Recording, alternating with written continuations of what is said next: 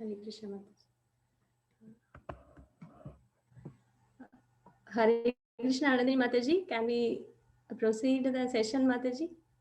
Yes, Mataji. Thank you, Mataji. Hare Krishna Vrindavan Leela Mataji.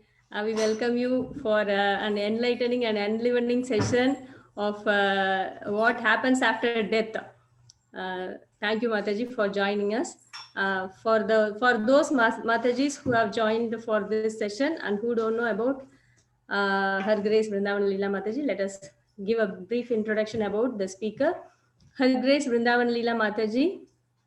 She is a doctorate in English. She got associated with ISKCON from 1999. In 2007, she got initiated by His Holiness Bhakti Raghava Swami Maharaj.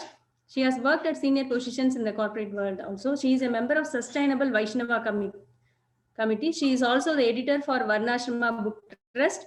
From inspiration from her spiritual master, she started to write. She started a very widely distributed monthly e-newsletter titled The Eight Petals very successfully. She has authored several books like The Fourth Wave, Go Samvardhan, Indigenous Cows and Exotic Cows, Saptarishis for meditation, Learning ABC and 1 to 3 with Krishna is fun, Krishna Smarana, remembering Krishna's childhood pastimes with many, many more to come. Let us welcome Her Grace Vrindavan Leela Mataji by chanting Hare Krishna Mahamantra. Hare Krishna, Krishna Krishna, Hare Hare, Hare Rama, Rama Rama, Hare Hare. Hare Krishna Mataji. Now the mic is over to you, Mataji. Hare Krishna. Hare Krishna Kasturi Mataji. Hare Krishna Anandini Mataji. And to all the devotees who are here, who are instrumental in giving me an opportunity to serve the Lord some way, in whatever way I can. And wish you all a very happy Kartik Mas.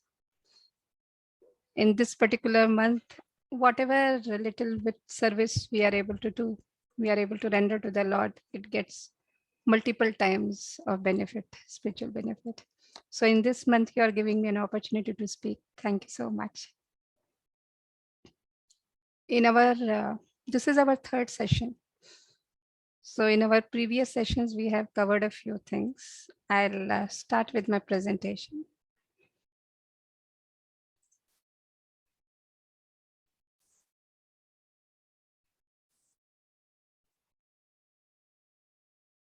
Mataji, is it visible? Just kindly confirm. Mataji. Yes, Mataji. Part 3 from Yamapuri to New Body. Yes, Mataji. Yes.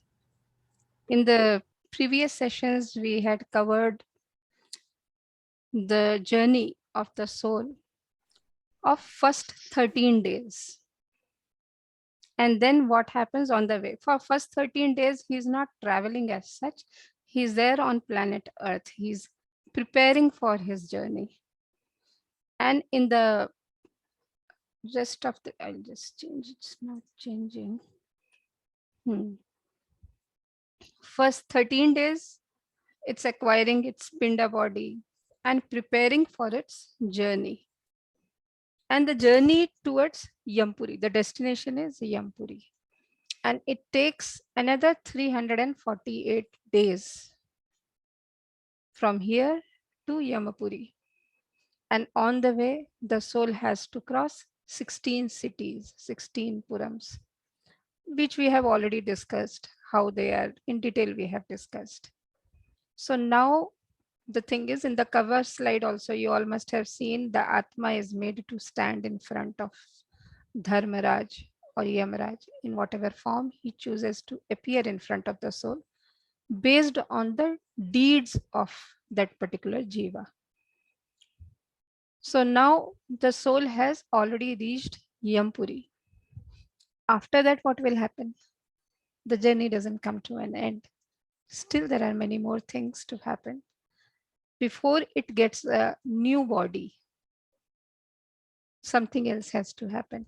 And this in between, all this while, the time was fixed, like it will take 13 days, it will take 340 days, 8 days.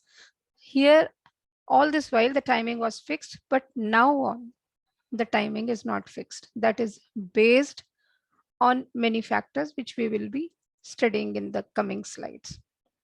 And once the duration is over, in Yampuri, in what further things will happen, we'll discuss. Then after, only after that, the new body is given to the Jiva. This cycle continues. But it depends on us whether we really want to break the cycle, this vicious cycle of birth, death, and again rebirth. We are just changing the bodies. But in this particular body, in this particular human body, we have the opportunity to make a choice. In other life forms, we don't have that choice. We'll just try to understand a little bit how the cycle of karma happens, because it's all connected to what is going to happen subsequently. So this I'll be discussing in very brief, just to prepare ourselves for that. So it's all based on Bhagavad Gita, of course. So when we say vicious cycle of karma, we have basically three types of karma based on the nature of deed, what kind of activity we are performing, because nobody can be without any kind of action. Even if we say, okay, I'll not speak, I'll just sit at one place, then also action is being performed. Then also action is being performed, the action of sitting silently. So action is definitely there. One cannot escape it. That's why Krishna says, Nahi kaschit shanamapi. Means even for a kshan also, we cannot sit idly. We are doing something. Jatu tishtati akarmakrit. For a kshan also, one cannot be akarmakrit. One cannot be without doing anything. Karyate hi avashah karma. One has to, one is forced to perform some activity or the other. Avashah means avash, no escape. Sarvah prakriti jair gunahi. And what type of karma, what type of deed, what type of action? That is defined by the mode in which we are.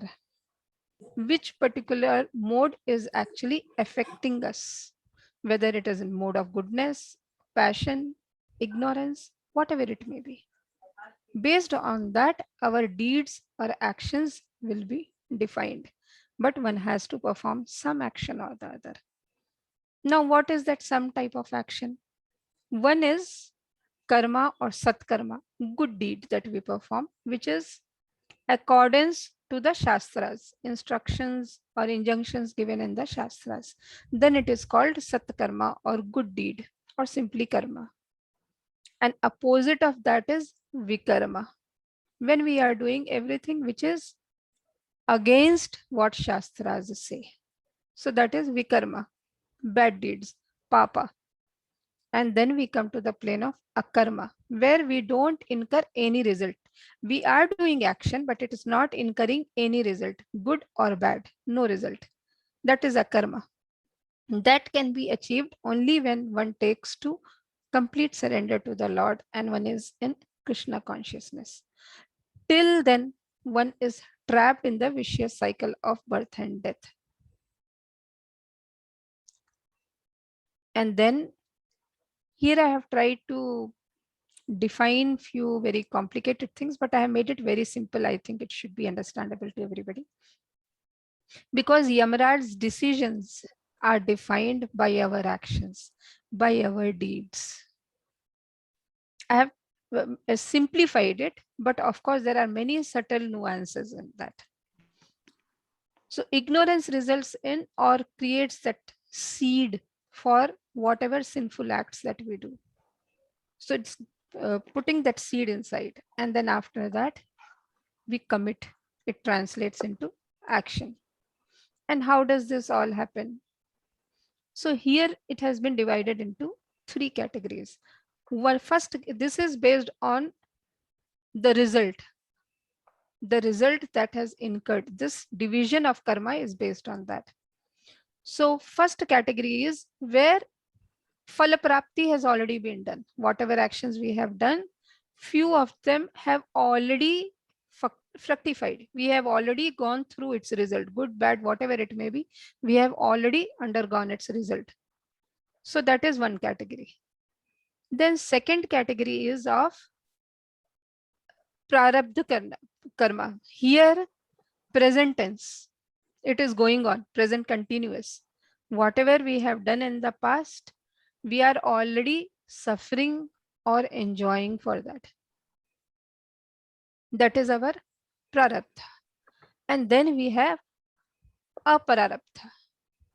Here it means it is having the potential. It hasn't fructified. It hasn't fructified, but we are to undergo the suffering or enjoyment, whatever, the result for our activities. This is for future. Now, how close it is, how close is that future to our present? That defines the further categorization. So we have past, present, and future. Now in future, which is apararabdha, we have three categories, further three categories. One is kuta. Kuta is, it lies stocked as seed of desires. Like we have so many desires in our heart. So they produce the potential seed of karma. They have not become seed, but they are having the potentiality to become the seed. So that is kuta. And then comes bija. Bija is, we have already done that action. It is no longer in the form of a thought.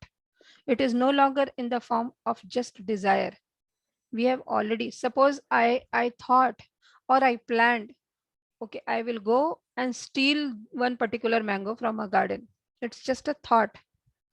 But this thought is having the potential to translate into action. It has a desire. Desires are very, very active, very effective. That's why one has to, though in Kali Yuga, we don't get the result of thought processes. It wasn't so in the earlier ages. Now we don't get result for that, but then they have the potential to make us suffer. So that is lying in the form of a kuta, that is called kuta stage.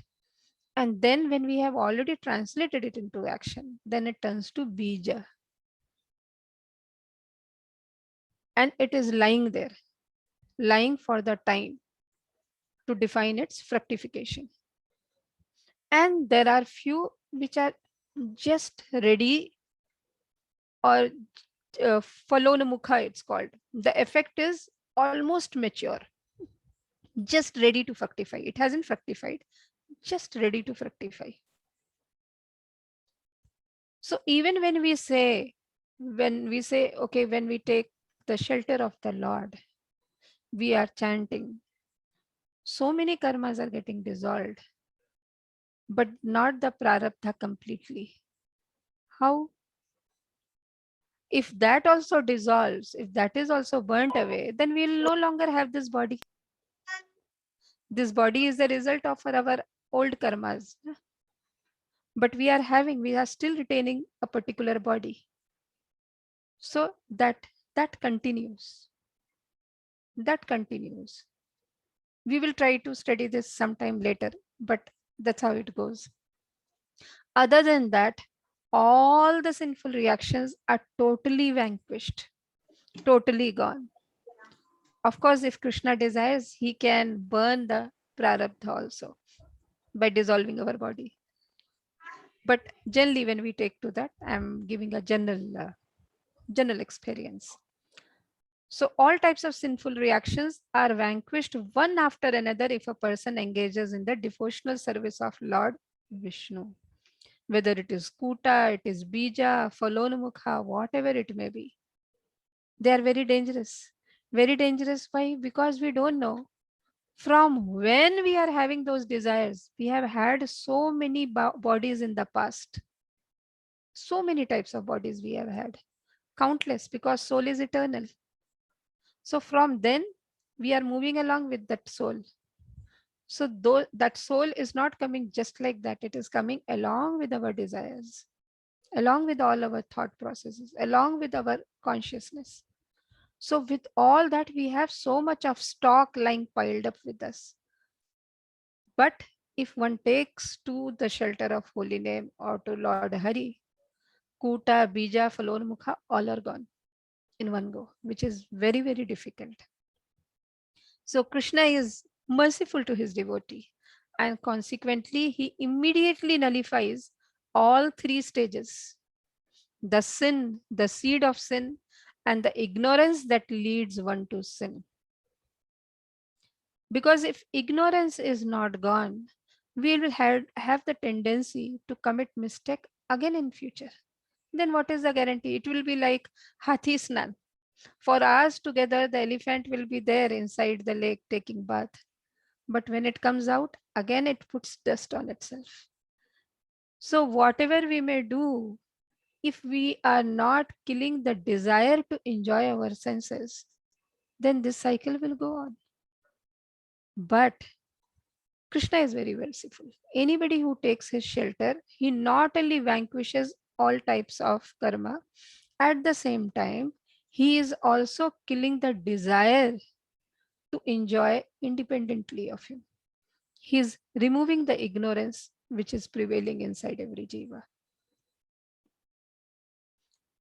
Because when we go to Yamaraj, when we are standing in front of him, it's not that for all the bad karmas, for all the sinful deeds, we will get the result. Not for all. Only which is just ready to mature, or which is just pravda, it's going on. Only that one. The rest of the things will remain intact. Otherwise, if we are purifying ourselves totally, then why do we have to come again? That means there is something left over. So only what was ready, which was just going on, only for that we suffer the result. The rest, all the things are intact if we have not taken shelter of the Lord. So now we come here. Now we have got a yatana body or pida body to make us undergo whatever we have committed, which we have already discussed. It's subtle. Sufferings, whatever be the degree of suffering, that suffering is not able to destroy the body. But when somebody from the family, they offer the pinda and later on they do the shraddha for the deceased person, it gets strength. And its body, since it is yatana body or pida body, it is meant, its objective is to experience more and more pain. So it is more sensitive and it is more tender. And destination, we had discussed earlier also, you can see all the 14 lokas are there, and we have Bhuralok or Earth planet is in the middle. And below that we have Atala, Vitala, Sutala, Talatala, Mahatala, Rasatala, and Patal. And between the gap of Patal and we have Garbhodaka ocean. In that gap, we have hellish planets. We have Yampuri. We have Pitraloka. All those places are located there. And here I have given the destination based on Bhagavad Gita. Bhagavad Gita clearly mentions that different people have different destinations to go. Urdhvam gachanti sattvastha. Means those who are in the mode of goodness, where do they go? Urdhvam, to the higher planetary systems. Madhye tishtanti rajasaha. Those who are in the mode of passion, they are in the Madhye, that is Earth planet. Then Jaganya Guna Vrittistha Adhogachanti Tamasaha.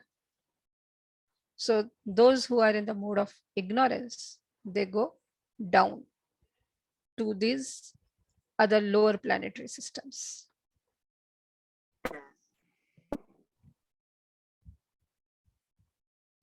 And when we read Bhagavatam, then we come to know, be it higher planetary systems.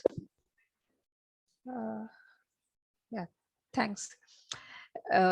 Be it higher planetary systems or be it lower planetary systems, they are all meant for sense gratification. They are all meant for sense gratification. Even when we think, like we all have read so much, we all have heard so much. The moment we say Indra, what do we imagine? He's sitting there, some dance is going on, he's taking that somarasa. Because sense gratification. So there the facility is given, more facility is given for sense gratification. Above Earth, whatever planetary systems are there, they are lit by sunlight, sun rays are able to reach there. But lower planetary systems, sun rays are not able to reach. It does not mean that they are dark. They are lit by other, there also there is a lot of sense gratification going on. In fact, more sense gratification, more and more sense gratification. In other planets, we have the division of day and night. Why? Because sun is there. But in the lower planetary system, since sun rays do not reach there, so there is no division. Continuously they can enjoy. It is unabated sense gratification. And even when we read Ramayana, there's a reference of Maya Danav. He lives in the lower planetary system. He is too good with architecture and all that. He has made beautiful buildings just to enjoy your senses.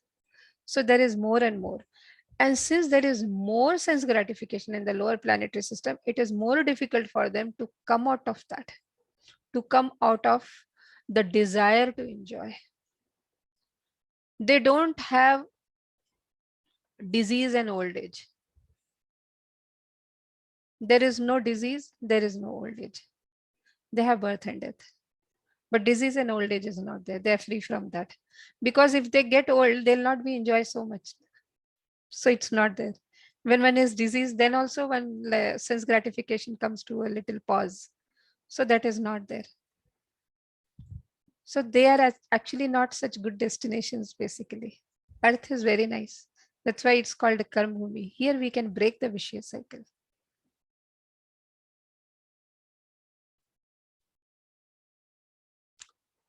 Now, those who have done something good, they will go to the higher planetary systems. But those who have done sinful deeds, vikarma, huge thing stands ahead of them. Huge suffering is there waiting ahead for them. There are basically countless hells because our desires are countless. Actually, there is a number. I think I'll just throw an open question. Can anybody give me the main categories under which our desire can fit? How many number of desires can we have?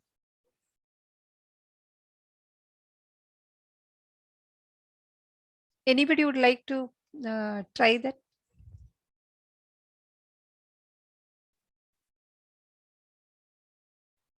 $84 lakhs.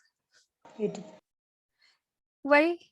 Because yes, because 84 lakh type of desires are there. That is why 84 lakh type of species are there.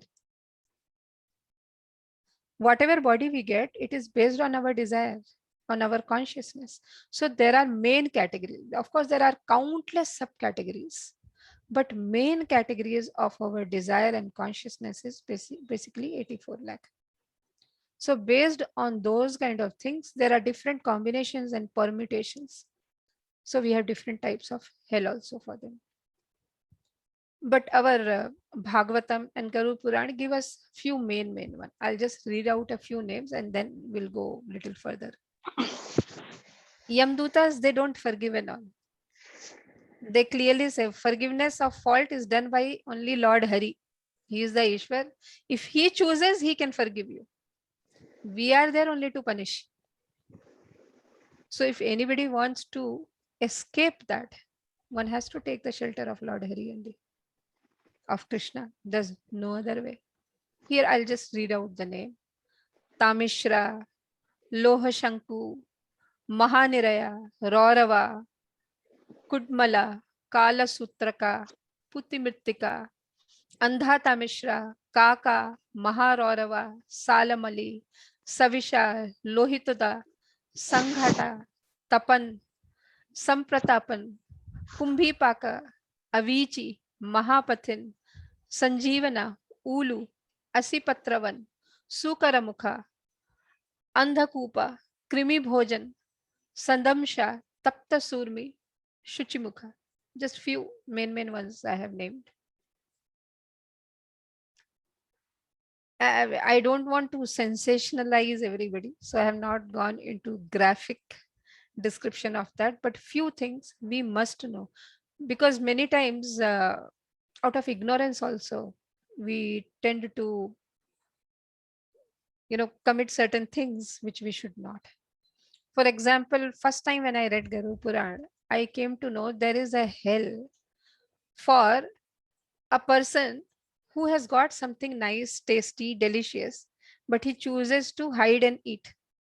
He doesn't share it with anybody. So there is a hell for that person also. And he is made to suffer. Till then, I didn't know. We take it so casually, like for even for kids, we will say, "Nene, they are bacche hai na. They do like this." But then if we don't tell them, if we don't teach them, they have to share with everybody, then we are ignorantly, out of ignorance, we are pushing them to undergo the sufferings of that particular hell. So we should know that these kind of things are forbidden, because ignorance is no excuse. If somebody says, no, I don't know the traffic rules, that is why I'm driving on the wrong side, will that make us escape the consequence of that? It cannot. So we have to know. We say, no, Om Agyanam Timirandasya. You want to come out of the darkness of ignorance. So few hells I have tried to discuss, not all of them, not all the important ones which I named in the beginning, just a few of them. So there is a hell by the name of Tamishra, a person who steals another person's money, wife, or any kind of possession is put into this hell known as Tamishra. There he is nicely beaten up, he is starved, no water, nothing to drink at all. And of course, heat will be there. So he's made to suffer there. And Andha Tamishra, there somebody is tricking the person to enjoy their possessions and all. So that person is so much tortured that he goes blind with that. His intelligence just stops to work. So it's called Andhata Mishra. There the miseries are even extreme, of extreme nature. One who robs a Brahmana or anybody of his possession, gems, gold, whatever, he is thrown into a hell called Sadamsha. There his skin is totally torn and separated by red hot iron balls and tongs. And this way his body is cut into pieces. But he will not die. Again, he will come into consciousness. Again, same treatment will be given till his term is over. And here we can see in this particular slide how different types of fierce animals are made to attack the sinner. Here also there's another one. There's a very terrible animal, creature actually. It's called Ruru. So a person who thinks, oh, I am the body, I have to take care of my body, and he goes on earning and unearning. Ugra karma. He works very hard day and night, going on earning money just to maintain his body and soul together. For that, he's just losing on life, It's basic principles of life. That person is thrown into this hell. We think, oh, this body belongs to me. But actually everything belongs to the Lord. What right have we got to exploit our body? It belongs to him, so it has to be used in his service. So the person who is not using it in his service and is just going on extracting it for his maintenance or for the maintenance of the family, he is thrown in this hell called Raurava, where the animals called Ruru. They are very dangerous looking animals. They chase him and they trouble him like anything, inflicting all kinds of sufferings and misery. And there is another connected hell, Maharorava. This is compulsory for a person who, because when we tend to maintain, when we tend to identify ourselves with the body, our physical body, then we do self-centric. We tend to hurt others. So naturally, they have to undergo Maharorava also, because they have hurt so many more people in the process. So that is called Maharorava.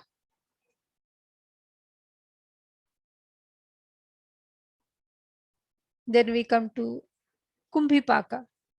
I have not gone into the details of that. It will just scare us. The point is not to be scared, but to take shelter of Lord's lotus feet. So Kumbhipaka is where those people who kill other animals, birds, other creatures, they kill them and they cook them just to satisfy their tongue. Jivha. They are made to undergo the sufferings in Kumbhipaka. They are cooked alive in boiling oil.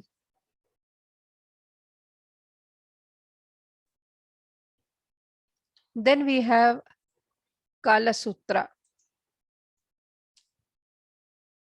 Here, a person who has killed a Brahmana or a cow is put into this kind of hell. For how many years he'll be there? As many hair, the number of hair is there on the body of that cow or that Brahmana. For those many years, he has to undergo the suffering. What is the suffering? The surface down is like copper, and that is heated from below. It actually boils, and on that he is made to walk. And from top also, from above also, there are attacks on him. He is not able to sit at one place. He is not able to stand at one place. He runs hither and thither. He doesn't know, like his intelligence just stops functioning because of that torture which is going on. He falls and then again he's made to undergo, and this continues. So sometimes he'll be lying down, sitting, standing up. He's trying every possible means to escape from that situation. He's burning every moment, but he cannot die because it's a yatana sharira. And this torture continues till the tenure comes to an end, the term comes to an end. Then we have Asipatravan and Shukarmukha.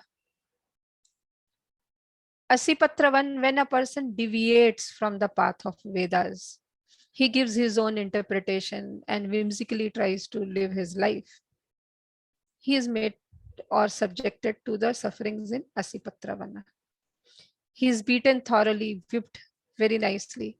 And there are trees which are full of thorns. When he is whipped, he is not whipped with regular whip or lash.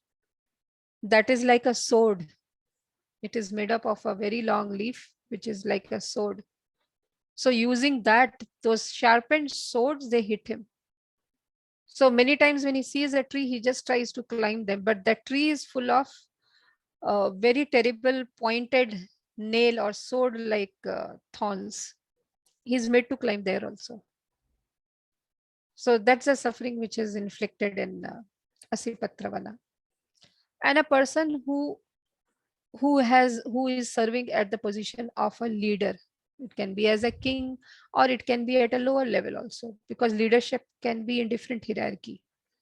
So anybody who is in the position of a leader, but he does not do his duty properly, and by mistake also if he is punishing somebody, then he is made to undergo the sufferings in Shukarmukha, where he is totally crushed.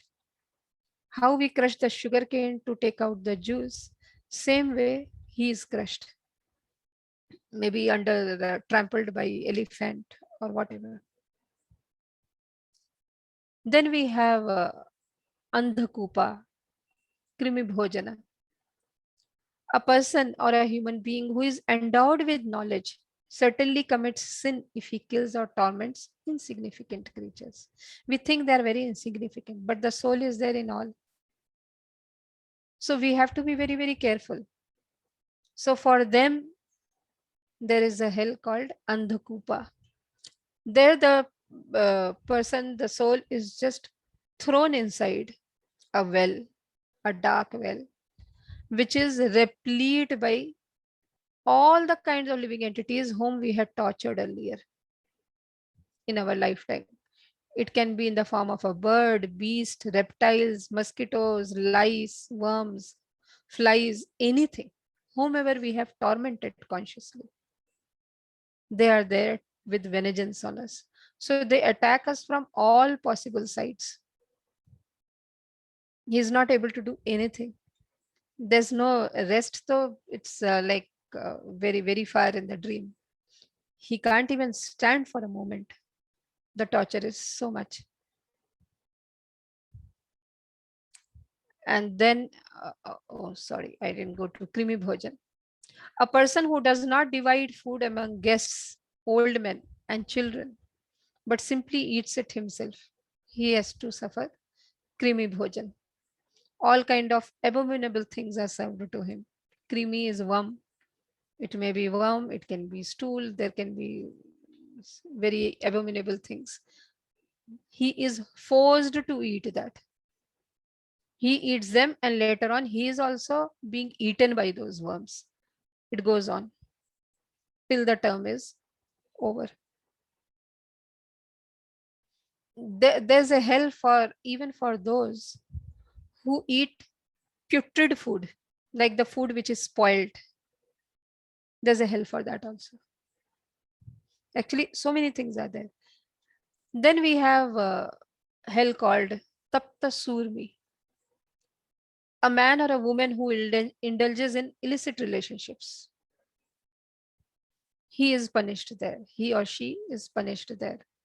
There they are whipped and they are forced to embrace the figure, which is red hot iron, but they are forced to embrace it. Ki there you wanted to do, now continue. And then we have another one called Pranarodha. Suppose if in this life a man of the higher class is very fond of taking his pet dogs and all. I'm sure you all must be familiar. There are many who take their pets out for chasing another animal, just for fun, for hunting and all. There is a hell for them, Pranarodha. There he is made to undergo a lot of sufferings. There, those entities, they target him and they pierce him with arrows. So hell is basically a place for those who have chosen to gratify their senses. Here we think we are enjoying. एक ही life है, enjoy. It's not एक ही life. If we are able to see the future, maybe it will deter us. We'll think twice. Every action has got equal and opposite reaction. Those who are very miser and also proud, they are sentenced to a narak called Shuchimukha. There they are all constantly, they are pricked and pierced by needles. That is Shuchimukha. Generally we say miser means we don't take it so seriously, but even being miser is punishable. Those who steal others' property are cast into Taptamurti, where they are roasted in inverted position.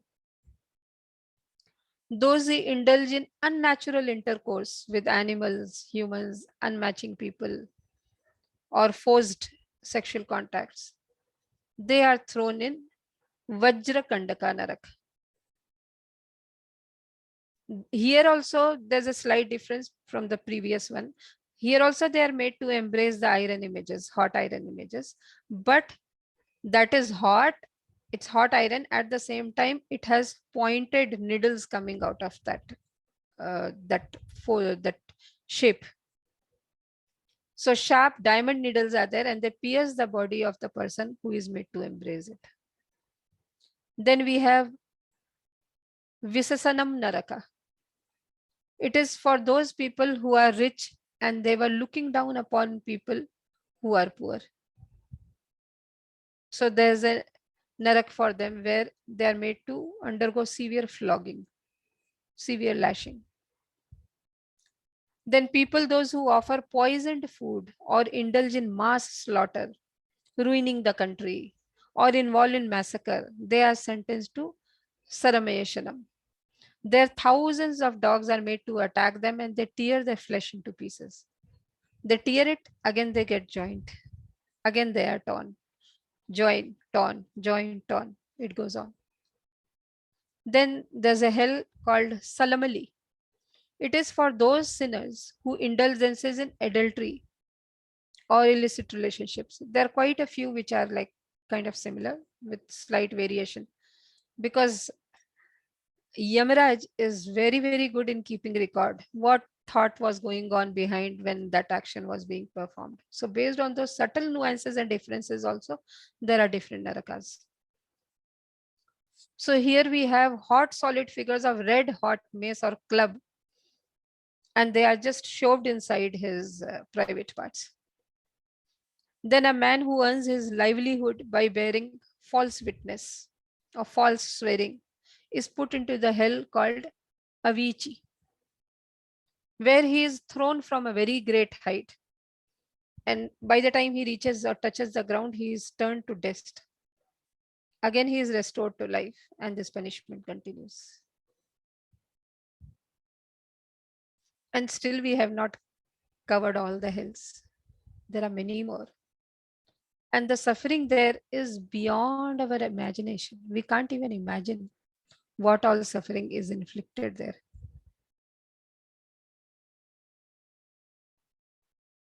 What can we do in this situation? What should we do? It's very simple. We just have to have faith in him, and we should try to surrender to his holy name, because that is the only way out. How can we escape it? There, Yamaraj is giving instructions to his servants.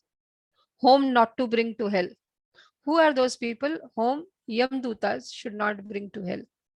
He says very clearly, Jivhana Bhakti Bhagavat Guna Namadhyam.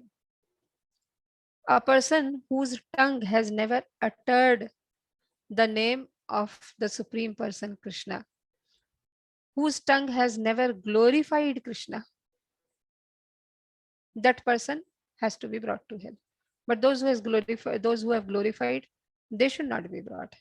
Then next, Chetashna Chetaschana Smarati Tat Charanarvindam, whose heart does not remember the lotus feet of Krishna even once, bring them to hell. Krishnaya no namati yat chira ekadapi, means not even once they have bowed down in front of the Lord. Tanan anayadvam asato akrita Vishnu kritaya. So send me those who do not perform akrit. They have not done all these things, what we named just now, who have not performed any kind of duty, whose tongue has never glorified the Lord, who has never dwelt upon his pastimes, who has never glorified his qualities, his holy name, he has never taken, who has never remembered his lotus feet. All those people have to be brought to hell. But those who have taken, they can escape it. Whatever we have seen just now, one can escape. One has to have full faith. Krishna is there to protect me. He will definitely protect me. Avashya rakhibe Krishna.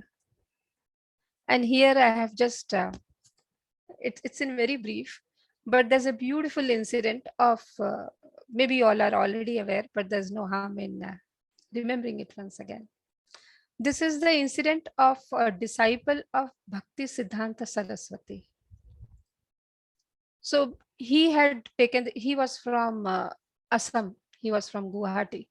So he took Diksha from Srila Prabhupada. He's also known as Srila Prabhupada Bhakti Siddhanta Saraswati Thakur. So he took the initiation. He was following it very diligently, very sincerely. He was following everything. But then after his guru left his body, which was in 1937, slowly he was not able to continue. He was not able to maintain his devotional practices. And then he got trapped and he stopped doing all his devotional practices. He was violating all the regulative principles. He stopped chanting also. And then after this way, he continued with his lifestyle. But then one day it came that he had to fall sick and he left the body. He died. And just when he was being taken, like for cremation, suddenly he came to life and he came out shouting his Gurudev's name, Prabhupada, Prabhupada, Prabhupada. He's referring to Bhakti Siddhanta Saraswati Thakur here. And then he related his experience. He shared what all had happened with him. And he said, very fierce looking people had come to take me. They were Yamdutas, and he was made to go through different places, go through different towns, where he was like so thirsty. It was so hot. And when he was asking them, requesting them, pleading them to give him little water, they just showed him one pond. They said, okay, drink water from here. But when he went close, he saw it was all full of vomit, blood, pus, and all kind of dirty things. And he said, how can I take that? Then they said, this is what you have to do. This is the result of your past karmas. So he was actually being taken to Yampuri. He reached there. He reached Yampuri. Of course, there will be many more questions. I'll try to answer them. So when he reached there, then Yamraj asked him, what is this? What have you done? Have you done any good deed in your life? He said, yes, one good deed is there. I accepted Guru Bhakti Siddhanta Saraswati Thakur. He accepted me as his disciple. As his disciple, I was accepted. This is the only good thing.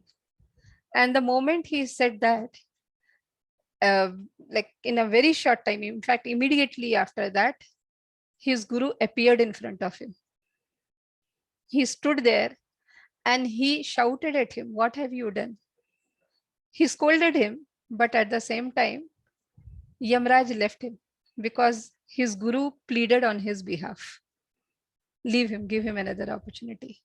And then he said, now I'm leaving you. I'm giving you another opportunity. You go back, then take shelter. He named the guru also. I'm forgetting his name at the moment. So he said, you go and take Diksha from him and start your devotional practices the way you were doing earlier. And then he came back. Like it was not in a new body. He was given a second chance. He came back and then he continued with his devotional practice. He met that Maharaj and he told him like, this is what. And when he was explaining, he said, no, I already know. I already know what has happened with you. I'm ready to give you Diksha again. So he reinitiated him. And after that, of course, he became very sincere because he had seen the result in his lifetime. But of course, not everybody is so fortunate to see in their lifetime itself. But as we say, there are three categories of people. One category is they will hear from others and they will learn their lessons. Second category is they want to experience it firsthand. No, I will not believe. I will not trust. I want to experience. Only then I will believe. That is second category. And third category is we will hear, we will not believe. We will experience and still we will not remember it. And we'll continue doing it. That is the worst situation. But we should try to follow the first situation. We hear and we try to follow it and learn from that. See, all said and done, we hear this verse so many times. Swalpam api asya dharmasya trayate mahato bhayat. little bit of service what he had done, it saved him.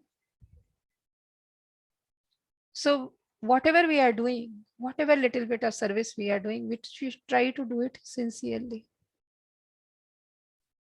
But he had to undergo whatever, for it may be for a short while, but he had to undergo that suffering for some time.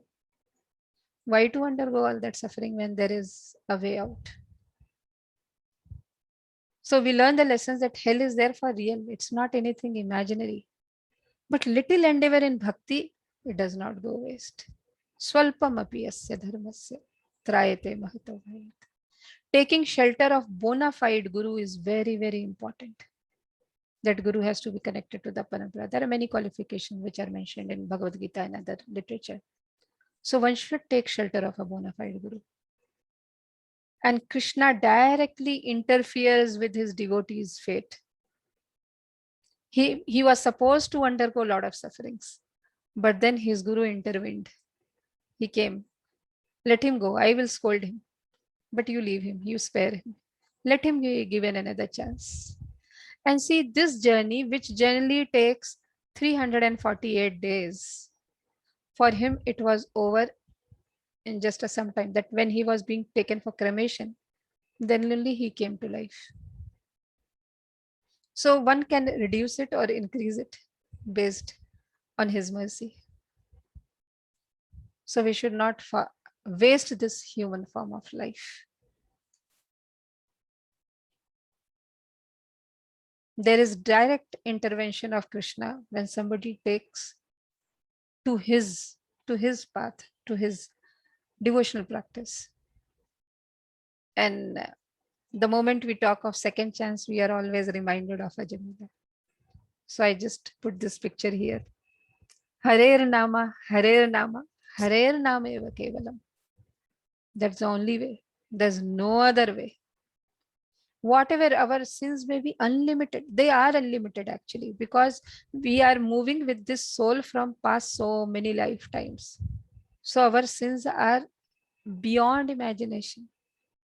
But if we take his shelter, that unlimited number of sinful activities also will be finished.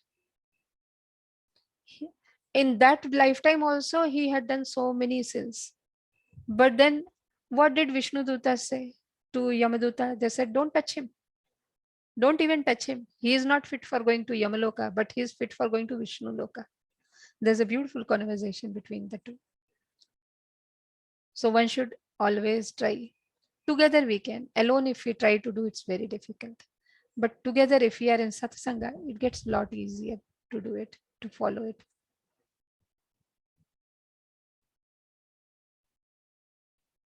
Then the soul's journey is continuing, waiting for the new body.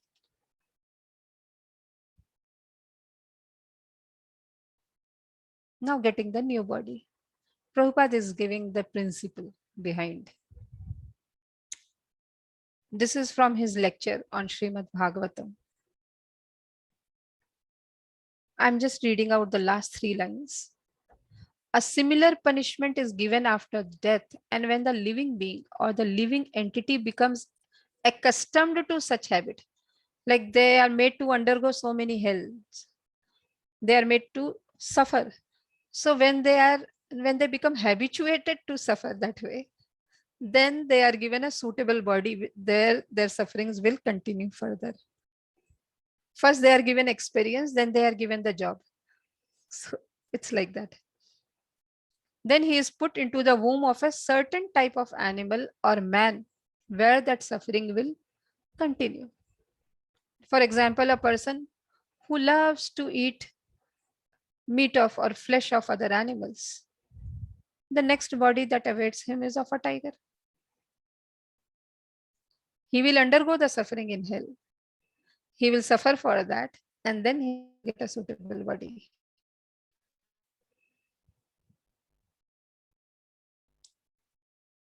Now, this is just a recap of the features of Atma and our rebirths. It is invisible, avyakta, achintaya, inconceivable. It is unchangeable, avikarya, there's no vikar in this. Nitya, It is eternal. Because many times we think, "No, oh, I don't remember having done anything wrong. Still, these things are happening with me." It is happening because we cannot understand it. It is inconceivable. And at the same time, it is primeval. It's Purano, ever existing. There was never a time when it didn't exist. It has been existing right from time immemorial. It is unborn, immutable, avyayam, and avinashanam, indestructible. So it has been there right from beginning. So much we have accumulated. So much dirt we have accumulated. And with all that dirt, if we think we have not done anything bad, it is in our ignorance. If you really want to break the vicious cycle of birth and death, there's no other way. There's no other way but to take shelter of his name. So Krishna is putting his stamp. He's saying, so many births have gone. He's telling Arjun, you were there, I was there. But the difference is I can remember all of them, but you cannot. We may not be able to remember what all we have done in the past, but we have done. That is why we are still having this body and we are undergoing the miseries, different types of miseries. And here, as we move on little further from sufferings to the new body, I have tried to study transmigration of soul in different bodies. I have taken examples from our Shastras, from Bhagavatam, because there also transmigration is taking place. New body is being given. So how it is taking place? So we'll try to understand it and derive our learnings from that. Like in the case of Narad Muni shares his experience in the first canto and later on also, I think in the 7th canto of Srimad Bhagavatam. So there he says in his previous lifetime, he was in Gandharva Loka. He was a Gandharva by the name of Upabarhana. So he's there, he's bestowed with all kinds of features that Gandharvas have, very attractive features. But he had the tendency or proclivity to dress himself very nicely and be in the company of Kamuk girls, lusty girls. He would put in his effort to attract their attention, and they were also getting attracted by his features and all. So he is there in Gandharv Lok, but what is happening there? So once, this is very interesting. The Prajapati, he arranged for a Sankirtan. We'll have a Sankirtan program. So everybody was participating in that, including Upabarna. He was also there. But then when he saw himself surrounded by all attractive girls, he forgot that he is there for Sankirtan. He started doing Kirtan for Devi Devatas, for the demigods, not of the Supreme Lord Krishna. He forgot his position, how we are connected to the Supreme Lord. And he started glorifying the Devi Devatas. And the moment he started that, Prajapati cursed him. That you are behaving like a Shudra, like an ignorant person you are behaving. Now you be born as a Shudra on earth. You don't deserve to be here on Gandharva Loka. Then he got a new body. He was born to a Shudra woman. But then little bit of a good thing if one does, little bit of good desire of serving him is there, Krishna gives us ample opportunity. So then he is there, he gets an opportunity to serve sadhus, sincere sadhus in Chaturmas. He serves them very sincerely and he also gets to take their remnant. And he is associating with them closely. He is getting to hear nice katha is going on of the Lord. And he tends to develop detachment. And when he is very young, he loses his mother. But after losing his mother also, he is not bewildered. Because he has had the association, that impact is still there. He leaves everything and he goes, he meditates, he gets the darshan of the Lord. He gets the darshan of the Lord but then soon the experience is gone. He tries so hard, he cries, but then the Lord says, in this lifetime, in this body, you will not get it again. I gave this brief darshan just to create that craving in you so that you miss me more and more, and all the time your consciousness is on me only.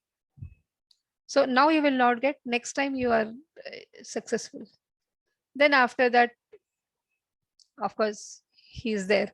He is delivered, and not only delivered, he becomes so capable that he delivers others also. So here we see, we say about Devi Devtas, but here it is very clear. Even in higher planets, Sankirtan is going on. And Sankirtan means Shravanam Kirtanam Vishnu, no other. It is this word Kirtana or Bhakti is reserved only for Krishna, not for any other Devi Devta. It does not mean that we have to be having feelings of despise or hatred towards anybody. They are also Vaishnavas, they are serving the Lord, but then we should know the difference. So ignorance, he was ignorant. Why did he have to undergo all this? Because he was ignorant that he has to glorify only Krishna. From where did that ignorance come? Because he was in the association of lusty women. And how did that ignorance go? Because then he took association of sadhus. It was gone, it was nullified. He may be born as a Shudra here on the planet Earth, but this is the place from where we can break the vicious cycle of birth and death. So he got that opportunity and he made use of that. So holy name is so glorious. It does not belong to earth. It does not belong to earth. It comes from higher, from Golok Dham. Golokera Premadhana Harinama Sankirtana. And association with devotees is so important. It's very, very important. Every moment we have to hunt for an opportunity to associate, to be associated, to be surrounded by the devotees. And here there's another one of Bharat Maharaj. He was so exalted, even as a king, first birth is of a king, that he just left his kingdom without compunction, without a second thought. How when we will go and relieve ourselves in the toilet, we won't look behind, we will not be attached to that. Same way he had left his kingdom. But he went there, he got caught in attachment. Detachment is there and attachment is there, but attachment has to be to Krishna, and automatically detachment will come. Automatically detachment from material possessions will happen. But what is that impetus? Impetus is of Sadhu Sangha. He tried to practice all those things, but Sadhu Sangha was not there. He was trying to practice alone. That is why he got caught in attachment. Compassion should be there. Many people say we will not keep any, like we will not take care of any animal because we will be forced to, or somehow there is a possibility of falling down like Bharat Maharaj will be born in that particular body. It does not mean that we have to be non-compassionate. We have to be compassionate to all the living entities. But the problem with him was that he was alone. There was no sadhu sangha. And second, he was not able to, because of absence of sadhu sangha, he was not able to draw a line till where he has to serve the deer. He started serving the deer so much that he was doing it at the expense of his own sadhana. But when we have devotees around us, they will stop us. Stop, stop. Now you're crossing your limit. Don't go further. So we should have somebody. We need to have Shiksha Gurus around us. We need to have friends who will stop us from this. So the problem is an approach. Being in association with devotees functions like a kavacha for our Bhakti Lata.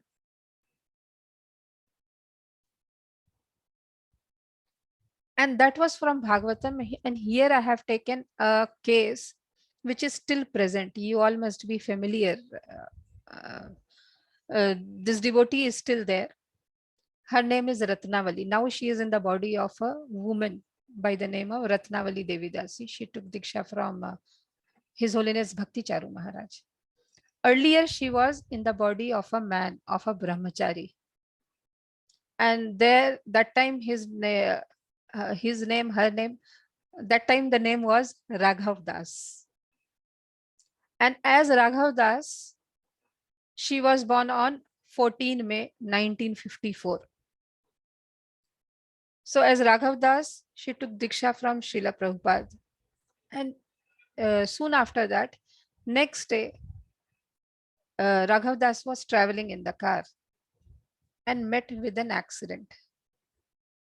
When he met with an accident, that time he was a very nice brahmachari. But many times he was getting attracted by a Indian devotee girl who used to come to the temple there. I think her name is some Vati, Vedavati, something like that her name was that time. Now I'm forgetting her name. So he had got so attracted to her that he used to feel bad. Oh, why am I getting attracted? I have to follow brahmacharya. So in this process, he used to be little harsh with her, harsh with the object of attraction. So in his last moments, when he met with the accident and he was leaving his body, that time he was reminded of what all ways he had tried to misbehave with her because he was not able to control his feelings. So he felt so bad that his last thought, his consciousness was in that girl at the time of death. So then he gets the body of a girl, but he is able to remember many of his things from the previous life as a brahmachari. So you can see he was born in 54. He dies in 73. 73 he dies, and then again he is born in 75. How much is the gap? It's not so much, just 1 year and few months if you go to see the calculation and all. He hasn't suffered in the hellish planets for long. He just traveled and then he was sent back in the body of a woman because his consciousness was there. And in the body of a woman also, he is able to recall. She was able to recall, okay, here all she has already been. Oh, I have already participated in the yatra. One day, one man brutally attacked her with a very sharp object. She was bleeding from everywhere. She was very young that time. And suddenly she was reminded, oh, I'm not this body. I'm not this body. I'm a spirit soul. And then when she's thinking of all this, she's getting the instructions from the super soul. Just shut your eyes and lie here pretending dead. She lies there in the pool of blood. And that man thinks she is dead and he leaves. The attacker leaves. Then again she gets the instruction, just leave this place. She leaves the place. Then later on she comes in contact with Prabhupada's books. She is naturally drawn towards those things. Naturally drawn. And she starts with her devotional practice. She is able to recall everything, how she had met with the accident, what were his thoughts. She shared it with her guru. And he said, you tell me what had happened. Why did you get the body of a woman when you were a brahmachari? That means you were thinking of a woman. So she shared, yes, I was thinking about a woman, though I was brahmachari. There are many more details. The time is the limiting factor here. But then these incidents are still there with us. They are still there. Without any formal training, she was able to play very nicely in the Sankirtan, the musical instruments which she had not seen in the lifetime. But she was playing it. So here, what do we learn from this? We can see that it was an accident. Accident is generally considered as Akala Mrityu, but Krishna is intervening. He is intervening. It's no longer an Akala Mrityu for that person because he was practicing bhakti. He was given a body soon after that. Quick migration to a new body. And not just to a new body, but the body of a devotee, where she is facilitated in every way. She is able to remember everything. She went to that old place. She met with all the devotees. In fact, she married the devotee who was driving the vehicle there. because he was guilt ridden that actually for a fraction he had fallen asleep, because of which there was an accident. So she went and met the devotee and told him, please don't feel guilty about it. That's okay. Later on, married also. So these things, they are just outer coverings. We say, just now we were trying to recall the different aspects, features of soul.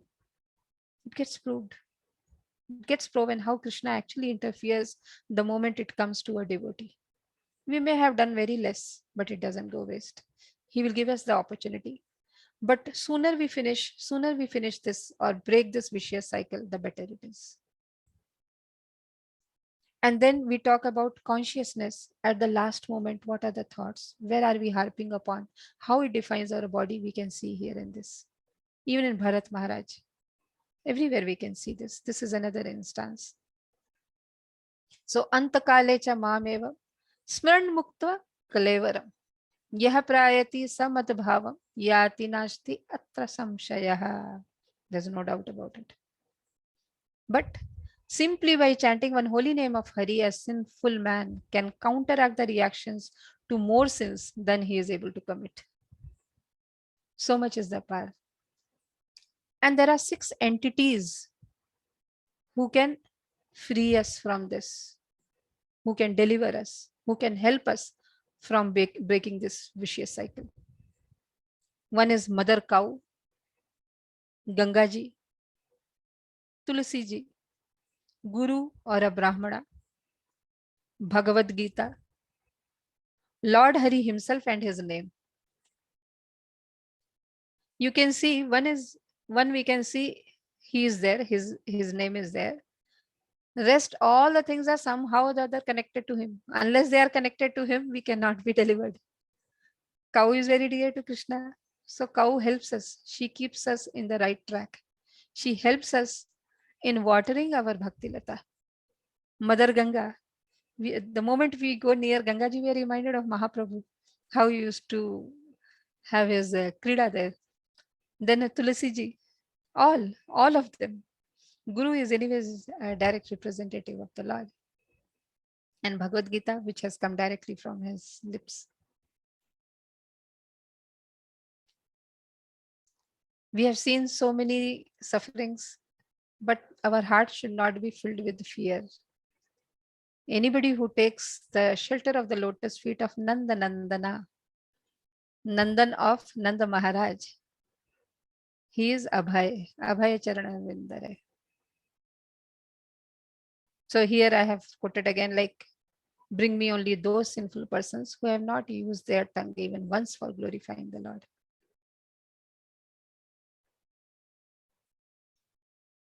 And you all must be familiar with the Chora Ashtakam. So here I have quoted from the first verse, opening verse. Vraje prasiddham navnita choram gopagananam chadukula choram aneka janmajita papachoram choragraganyam purusham namami. So we should pray that he should steal our heart. When he steals, then all the problems are gone.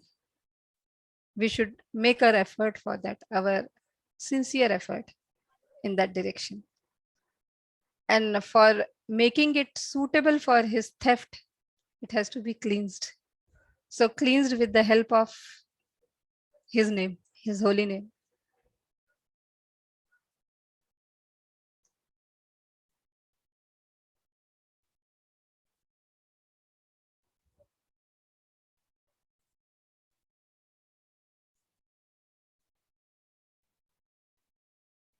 Hope you are all able to hear it.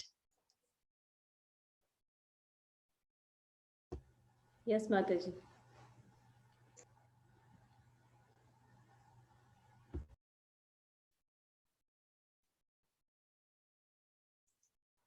So now this is Damodar Mass, where we will get benefit multiple times, 1,000 times.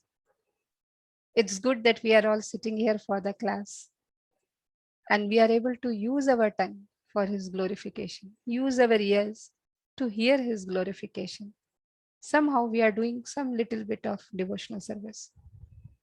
It will definitely help us. We are not even aware how much, but it is his mercy. His cleansing thing is much, much more than our potential to commit sinful deeds. So with that faith, with that complete faith, we should try to take shelter of his lotus feet. Here I conclude.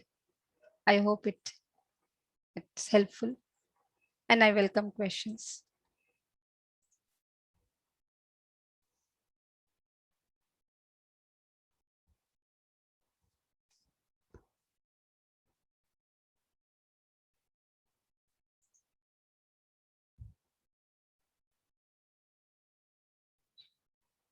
Pranam Mataji, Hare Krishna Dharmat Pranam.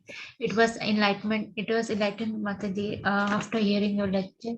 Mataji, I have one question. If once someone gets angry, then there is also reaction like someone is sadhak only, and then also some desire is there, and due to some desire, angry comes at certain point of time, like for a few things. Like smaller get angry with bigger and bigger gets angry with smaller, then there is also sinful reaction for like bhakta and non-bhakta. In Bhagavad Gita, Krishna clearly mentioned 3 royal gateways to hell: lust, anger, and greed. So anger is also one of them. There he mentions, even when we read Nectar of Instruction, Upadeshamrita, very first mantra says this, that Vega of Krodh, urge for anger, that has to be subdued. Until we subdue it, we cannot grow further in our bhakti. And anything which is impediment, and still we are falling a victim to that, then we are there to suffer. Suffer not only in this body, but even later on. There are hell for everything. There is a hell even for that person who is not looking with love towards a guest. I may be receiving very nicely, but then I'm not looking with love towards that person. There is a hell for that also. So even the subtlest of the thoughts, if we are sinning in some way, nothing is going without its reaction. Every action, each and every action has equal and opposite reaction. But yes, we should also know anger is definitely an obstacle, but sometimes when it is used in the service of the Lord, then it should be used without any second thought. When Arjun was fighting in Mahabharat, that time not that he was fighting with love, he has to be filled with the feeling of anger. Without anger, one cannot go and kill the enemy.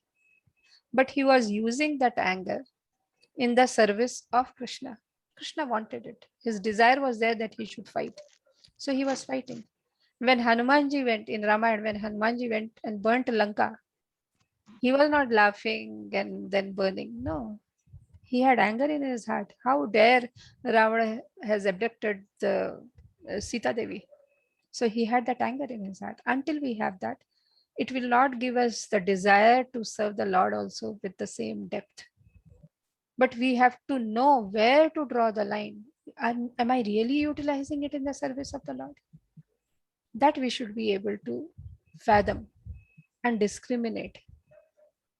Generally, what happens, uh, like in our daily life, sometimes we have kids who are not listening to us and we tend to get angry at them, or they are not letting me do whatever. There, if we are scolding them because we are not able to control our emotions, because we are not able to control our anger, it will, besides the other suffering and all, it will not even achieve its objective of correcting them. Because our objective is not of correcting, our objective is to vent out my feelings. I'm not able to control and I'm venting it out. That is the objective. But when we have the objective, no, I have to correct. It's not that I'm not able to restrain my feelings. I'm able to restrain, but if I don't correct, who else is going to correct these children? So if I have that feeling and with that I shout, it will have the desired result. So we should know we cannot be devoid of things, devoid of emotions, devoid of feelings. They will be there, but we should know how to utilize it in the service of the Lord. If it cannot be utilized in the service of Lord, then better be away from this. I hope Yes. I'm able to clear. Yes, thank you, Mataji. Pranam, Hare Krishna. Hare Krishna. Hare Krishna Mataji. I have one small question. Yes. Matlab, when you take classes, when we are with devotees, when we are surrounded with Srila Prabhupada's books, Matlab, you have constantly reminded us that we are not this body and we should think of Krishna and how the holy name delivers. But we tend to forget this over and over again. So what is that one thing that we should think so that we instantly remind ourselves, even if devotees are not there or something, that no, I'm not this body, I'm the soul, and this is what Krishna wants from me. What is because we tend to get lost and we deviate from our ways because of different circumstances. What is that one thing at that time we should hold ourselves back and think, and then we should get back on track? Because we tend to get easily off the track, like in other cases, there are devotees helping around. But what if you are not surrounded with devotees? What can help us? Matlab, when you are in a situation where you feel like crying, you feel like sharing with someone, and you don't have a devotee around you. So what should you do in that case? Chanting also seems difficult because no one is pushing you to it. So just to stick on to that one thing and get back on track, no, Krishna will do the best for me. I should have faith in him. How should we do that? I think this is very lovely because it's so relevant. Of course, the best option is being surrounded by devotees. But then there are situations when, though we have the desire, but we don't have that option, that luxury of being surrounded by devotees. I think in that situation, the main thing which helps is personalism. We say many times that impersonalism, personalism. Impersonalism, we can never connect to Krishna if we are impersonal in our approach. But if we are personal in our approach, in everything that we see around us will remind us of Krishna every moment. Because there is nothing which is not connected to him. When I see, like, of course, I'm very fortunate that I have devotees all the time around me, but there were situations when I wasn't so fortunate. So I remember in those times, in those days, like even when I was looking at the sky, I was reminded of the form of Krishna. Oh, his color. His color is getting reflected. That's why the sky is blue. And I remember when we were going out, suddenly my daughter said, see, Krishna is smiling in the sky. I said, where is he smiling? She said, no, that moon is like his smile. My daughter was telling me that moon was like, it was crescent moon. So she said, no, it resembles his smile. So all the time when we have his form in our head and heart all the time, we'll be able to connect each and everything to him. But then in the beginning stages, we cannot afford to take the risk of being away from association. Only when we have had very strong association with devotees, we will be in this kind of consciousness. And we have to keep on meditating on the form of the Lord. When we meditate on that, it gets absorbed in us. It's very simple. We have read so many descriptions, like Damodar Mas is going on. His form is so beautifully explained. When you have this form, you'll be able to connect each and everything to him, even when you don't have devotees around. This is my personal experience, what I have felt, because there were days like we had shifted to some other place and we didn't have so many devotees staying there for 6 months. We were kind of torn off, but it was this feeling which kept me connected to him and always reminded of him. But of course, it's still very difficult, I must say. It's very difficult. We should try it somehow or the other. Let it be Nama Bhas only. We cannot afford to leave chanting. This also I have felt that it's so strong it is, chanting of his name, that you are there. We may not develop a taste for that. It may appear I'm doing only mechanical chanting, but then it helps. It helps regardless of the stage in which, or the degree of purity with which we are chanting. It helps.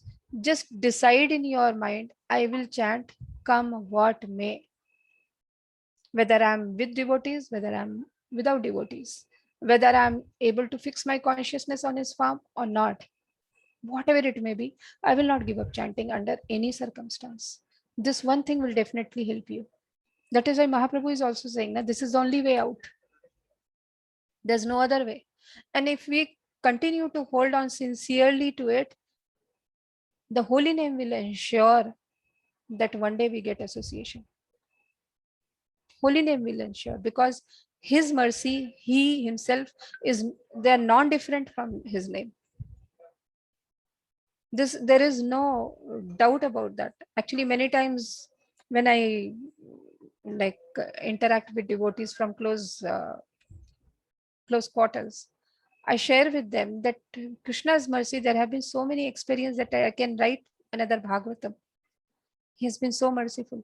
But through all those experiences, one thing that has remained is there is nothing like chanting.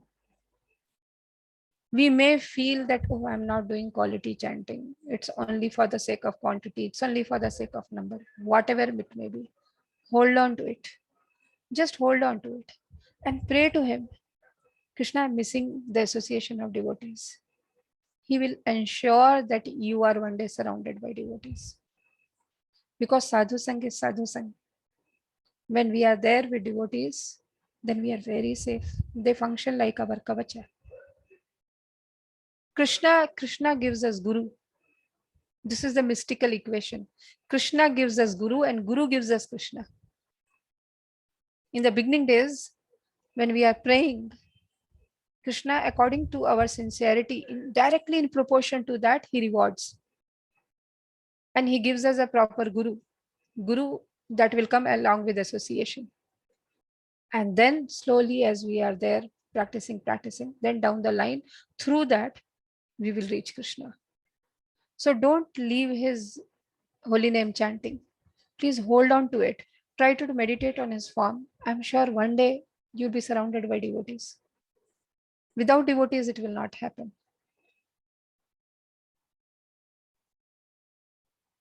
I hope it helps. This is based on my narrow experience, whatever I've had. Yes, Mataji. Thank you so much. Hare Krishna. Hare Krishna, Mataji. Hare Krishna, Prabhu. Yes, Mataji, can I ask a small question? I will try my best, Prabhu, to answer. Mataji, this journey after death, you have described it takes about total 353 days, including the 13 days here. No, Prabhu, Then, it's 300. I'm sorry, I'm interrupting. Please. 13 days plus 348 days. 348 days, 13, and that means 361 days. 361. Total. So almost Right. close to a year. Right. Now, Mataji, my question is, while describing several narkas, and one of the narka you explained that, I think it was about those who kill cow, how they suffer. That's what you were explaining. And there you said the soul has to suffer for as many number of years as there are number of hair on the body of the cow. Yes. Right. Now, Yes. how do we understand this? Like here you are saying 361 days is the total transit period. And then there we suffer, as many years as there are hair on the body of the cow. I think. I'm sorry, I don't know whether my question is No. right or not, but I think there is some gap here. I'll explain. The journey for reaching to Yamapuri is 13 days plus 340 days, which comes to 361 days. Now here, when we are talking about hellish planets, this is after the soul has reached Yampuri. It has done some misdeeds, and after that, it has to undergo suffering. There are so many hellish planets there. And the stay in hellish planets is a variable thing. This is defined by the number of sins that one has committed. So this period can vary. Somebody who has done some very pious deeds, their thing will be over very fast. They will come back. Means 1 year is there, plus whatever be the little bit more. But those who have done something like killing a cow, their stay in hellish planet will be very long, which will be of the duration of the number of hair on the body of a cow. So this is not connected to 361 days. This is after 361 days have elapsed. It is after that. Okay, Mataji. Thank you. Thank you. Hare Krishna.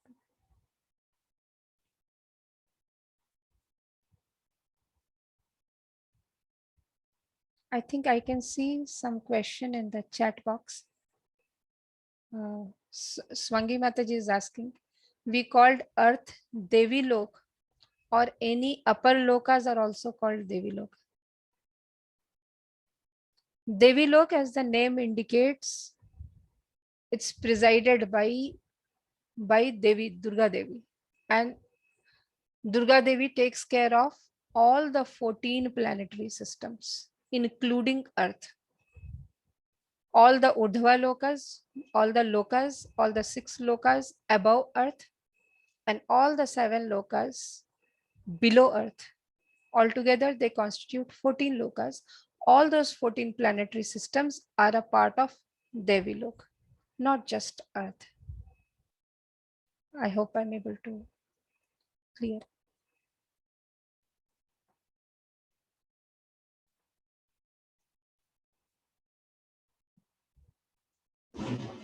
Hare Krishna, Anupama Mataji. If there are no more questions, can we wind up, Mataji? Yes, Mataji, I think there is any Mataji having any other doubts, you can ask now. You can raise your hand if there is any question.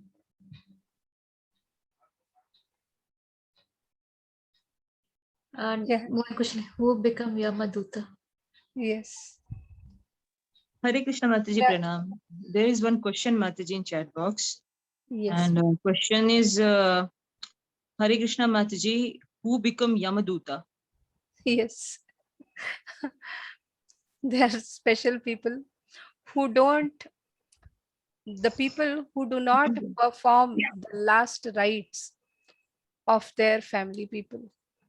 It can be their parents, or for whom they are supposed to perform the Pindadan or the Shraddh.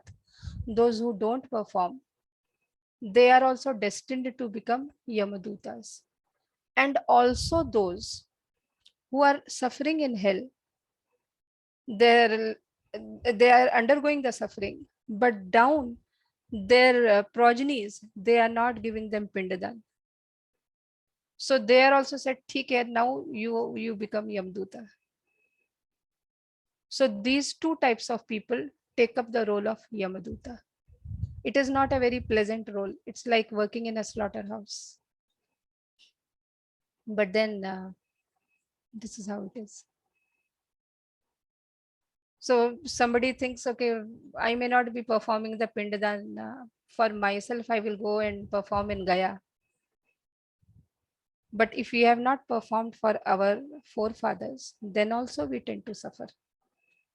The role of Yamaduta is waiting, besides other sins that we commit by ignoring the Vedic injunctions. So besides that suffering, one is destined to become a Yamaduta in that situation. I hope. Yeah. Thank you. I think Mataji, there is no any other question. Yes. Thank you, Mataji, for such a wonderful lecture. Kasturi Sakhi Mataji will end the class. Hare Krishna Mataji, thank you for strongly reminding us about the state of urgency of taking the shelter of holy name and the importance of devotee association. And really, Srila Prabhupada is our ever well-wisher, Mataji, because he has given. Undoubtedly. Yes, Mataji. Thank you very much, Mataji.